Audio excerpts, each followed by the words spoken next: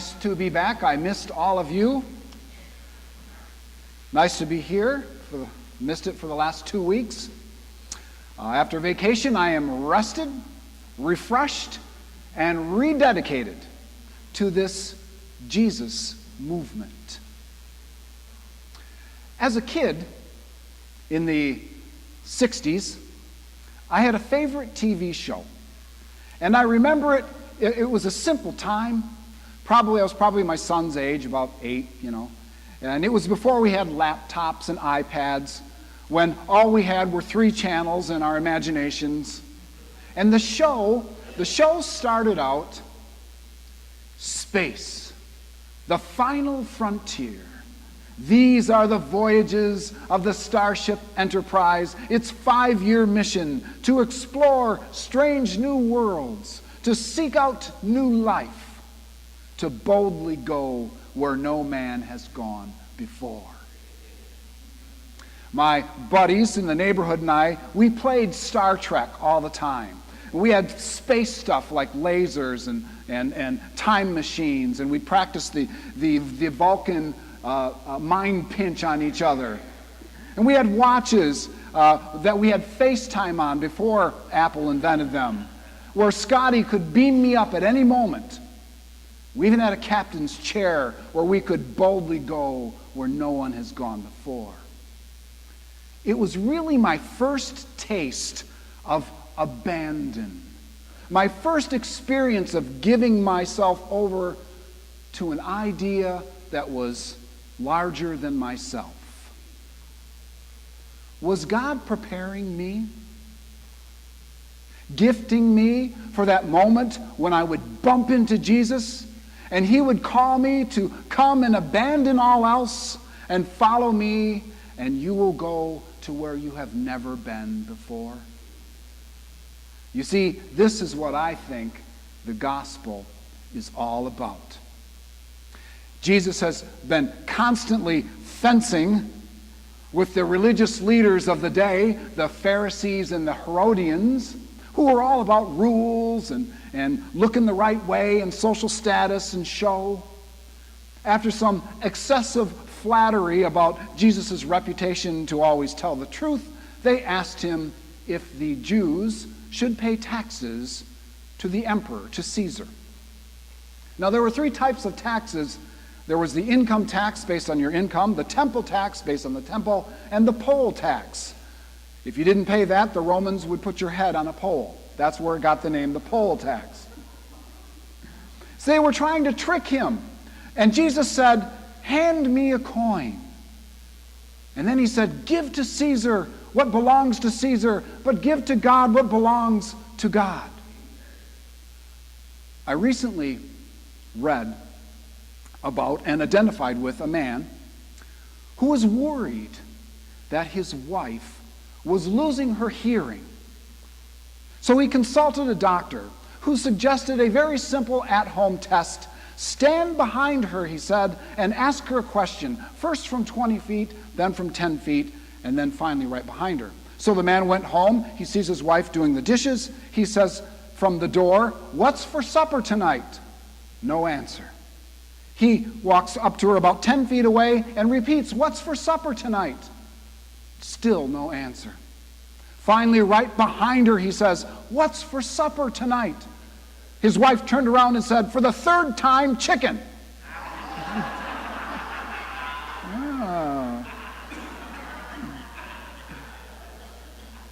I want you to hear what Jesus is saying. I've heard it said that Jesus talked more about money than any other topic. I don't believe it. Jesus didn't care 2 jiggers of a salt shaker about money. He didn't have any. He had to borrow a coin. This is not a story about being a good citizen either, about church or state or the dual allegiance, 1 foot in this world and 1 foot in the next. The entire New Testament talks about total allegiance to God. In Philippians, Paul wrote, "Our citizenship is in heaven." St. Peter wrote in his letters, "We live here as foreigners on this earth." Society says we belong to the country in which we were born. We're labeled that way. Americans, Africans, Chinese, Russian. But Christians believe we are born from above. We belong to God. Heaven is our country of origin. Yes, we are blessed to live here in America, but we are foreigners no matter what country we're from. We are to think that way, to live that way. We are to be odd ducks, weirdos. We march to a different drummer. We are not to blend in too well because this is not our home. We are not to get too invested here because we are foreigners. We have a different master and a different land. We have a singular allegiance to God. With a coin in his hand, he said, "Give it back to Caesar for all I care." Jesus was being a little sarcastic. Are we going to sit here and fight about and fret about this little piece of round metal that the Romans have that bear someone else's image? Or are we going to be concerned about giving to God that which bears God's image? Which would be us. All of us. All of me. Our love, allegiance, our hands, our voice, our feet. At the time, Caesar was Lord. They called him that, Lord. It was on his coins, which is a way of saying he's in charge. They had bumper stickers on their chariots. Caesar is Lord. Caesar is my co-pilot. Honk if you love Caesar. This empire, though, this Roman Empire, it fell, just like so many other empires after it and before it. St. Paul wrote, there are many lords in this world, and that's the idea we get from the Exodus readings. Many allegiances. I suppose people follow a lot of different lords today. In Cuba, it's Raul Castro. In Canada, it's Trudeau. In North Korea, it's Kim Jong-un. In England, I suppose it's Elizabeth. In America, it's one president or another. But if you belong to the kingdom of God, you've only got one Lord. One Lord, one master, one ruler, one real president, one allegiance, one hope, one aspiration, one example you follow. He is the King of all kings, the Lord of all lords. His name is Jesus Christ, and he is to be in competition with no one, no thing. Jesus is saying through this Caesar's coin story, abandon yourself to the one who will never abandon you. He grounds us. He centers us. He holds us together day by day. And I can turn to him when I've had a bad day, or when my kid is sick, or when my dog got out of the fenced-in yard again. Or when we're dealing with that addiction, or we're going through that separation, or the loss of a loved one, or depression, or you've got the results of a bad biopsy. He will never abandon you. And this is what we learn. Yes, surrendering is scary. What responsible person does that today? Every society has rules. Rules are what protect us, tell us how to behave, what we're supposed to do, and when we're supposed to do it.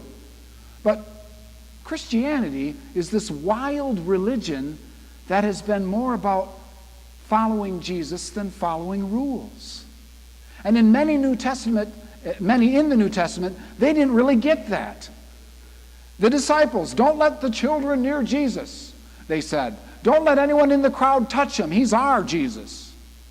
Don't talk to the Samaritan woman. Don't touch the lepers. Don't break the Sabbath. Don't forgive people of their sins. And Jesus kept saying, I didn't come to substitute religious rules with my rules. I came to substitute religious rules with me.